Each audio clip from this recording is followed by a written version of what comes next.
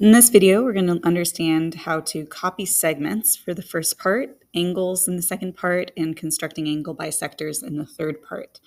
So what type of triangles were the Stegosaurus spikes made of? Well, if you recall, with the Stegosaurus, we were creating segments that were equal on either side. So that means that these are congruent, which means that they were isosceles. Isosceles triangles.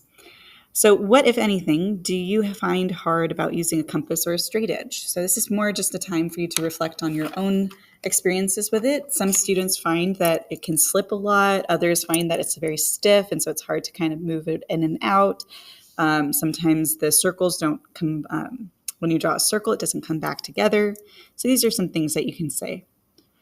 We'll only use two basic tools for all of our constructions, a compass and a straight edge. So like I said, the straight edge we usually use are ID cards, and the compass is this tool right here. We'll use the compass, measure, and marked fixed distances, and we'll use the straight edge to draw straight lines. And that's it. Most of what we do will rely on congruent lengths, congruent angles, and congruent triangles. Our goal is to learn and practice the skills in the notes and then be able to do the assignment with as little help as possible. For that reason, doing the examples in the notes is just as important as doing the practice assignment. So here we go. We've got the steps for how to copy a segment. So they want to start with a point P. That will be one endpoint of the new segment. So I'm going to start with a new P down here. And you want to make sure your pencils are nice and sharp so you have good, clear points that you're working with. You want to center the compass point on one endpoint of AB. So if I go with point A, and then adjust the compass so the width is the same length as segment AB. So if I go here, bring it in, looks like I might have the correct length. So a way to check that you have the correct length is to put your pointer on one of the endpoints. So I'm going to try and get as close as I can to point A, and then draw an arc, and it should pass directly through point B like that. So that looks good to me. So I'm not going to adjust this anymore. Without changing the compass settings, place the point of the compass on the end point P that you drew in step 1. So point P, we're going to go and draw an arc on the other side. And again, without drawing it, so that was step 5, drawing a small arc. Step 6 is pick any point on the arc to be the end point for Q. So I'm going to choose this point for Q, and I'm going to use my straight edge, step 7, to connect these together. Again, we want to kind of go a little below the point so that our line goes directly through the 2 points, just like that. So now this segment is the same length as that segment. Another trick that we can do, though, is we can just start by drawing a long line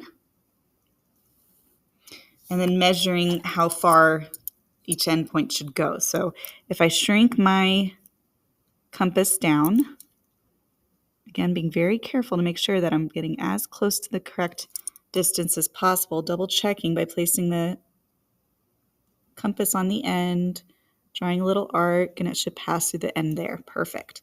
So I'm going to do the same on the endpoint here. And so this length that I just drew, going from here to here, is the same length as that distance there. So you could erase, although I wouldn't. I would actually, on a test I would erase it because we do just want the whole distance. But leave these extra markings. We want to see how you're getting that distance. So these little markings are important. They show that you're using the tools correctly. The last couple of questions are about constructing sums and differences of segments. So you're going to do the same strategy. I would use this strategy right here where you create a nice long segment using your tool right here. I'm just going to briefly go over it. You're going to do the actual markings though. Oops. So nice long segment. And you're going to measure the first length and mark that off. So it'll be somewhere around here with your compass. And then from that point, you're going to measure this length and do the same little arc mark. And then the whole length going from one end to the other is the length of LM, going from lines L plus M. You'll do the same thing with the difference. So for the difference of the two lines, you'll take the length of this one first, but instead of adding them, we're going to be subtracting. So from this point, you're going to measure this length, go the other direction, And then this remaining part is the difference between them. And then the last part is saying create a length whose length is 4 times as long as m. So we want this 4 times. So again, you'll create a nice long segment and you'll measure this out 4 times. So you'll do 1, go back to here, do another 2, go back to here, another 3, back to here, and the last one 4, so that the whole length is the 4m.